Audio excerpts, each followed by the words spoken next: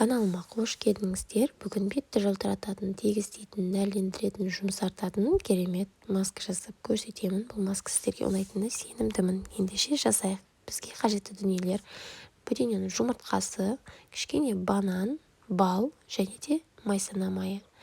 Ең бірінші ыдысымызға бөдененің жұмыртқасын салып, жақсылап араластырып аламыз. Егер сізде бөдененің жұмыртқасы болмаса, уайымдамаңыз, кәдімгі жұмыртқаның сарысын қолдансаңыздар болады. Екінші, бананымызды жақсылап езіп, бір шай қасықтай қосамыз. Екеуін жақсылап араластырып алғаннан кейін бал қосамыз, бір шай қасықтай. Егер сізде балға аллергия немесе бетіңізде купероза болатын болса, балдың орнына бір шай қасық кішкене сүт қоссаңыздар болады, немесе қаймақ. Жақсылап араластырып болғаннан кейін, егер бетіңіз майлы болатын болса, осы масканы жаға беруге болады.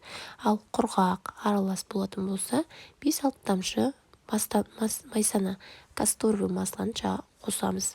Жақсылап араластырып, сізге аллергия бере ме бермей ме бірінші анықтап аламыз. Шынтақтың бүгілетін тұсына, білекке, мойын жаға кішкене жағамыз, үшеуін бір жерге. Егер сізде қызару, ашу сезімдері болмаса, сіз бұл масканы жаға бересіз.